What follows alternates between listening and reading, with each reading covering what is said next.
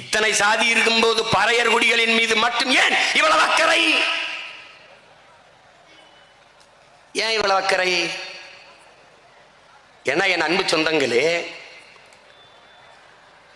அவன்தான் எண்ணிக்கையில் பெரும் எண்ணிக்கையில் இருக்கிற நம் இன சொந்தங்களில் பெரும் எண்ணிக்கையில் இருக்கிற கூட்டம்.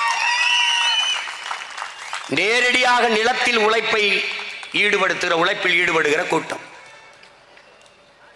வேளாண் தொழிலில் தன் ஆற்றலை ஈடுபடுத்துகிற கூட்டம். அவன் நிலமற்றவர்களாக இருக்கிறதால் வீழ்த்தப்பட்டிருக்கிறான். அவனை உயர்த்தும் போதுதான் சமூகம் உயர்வு. நல்லா கவனிச்சுக்கணும். தாள கிடப்பாரை தற்காத்து நிற்பதுதான் தர்மம் என்கிறார் நம்முடைய பாட்டனார் புரட்சியாளர் வைகுந்தர் அவர்கள்.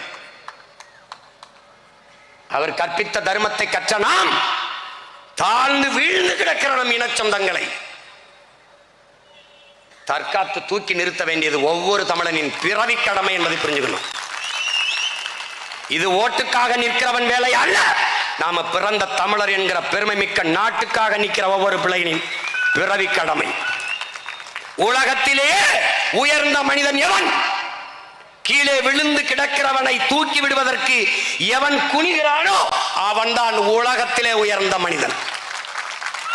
கீழே விழுந்து கிடக்கிறவன் எவனோ அல்ல, என்னவன் என் ரத்தவன் ஆதி தமிழ் மகன் கீழே இருக்கிறான். அவனை தூக்கி நிமிர்த்த வேண்டியது ஒவ்வொரு தமிழ் மகனின் பிறவி கடமை, வரலாற்று பெரும் பணி என்பதை என்னரும் தம்பி தங்கிகள் புரிந்து கொள்ள வேண்டும்.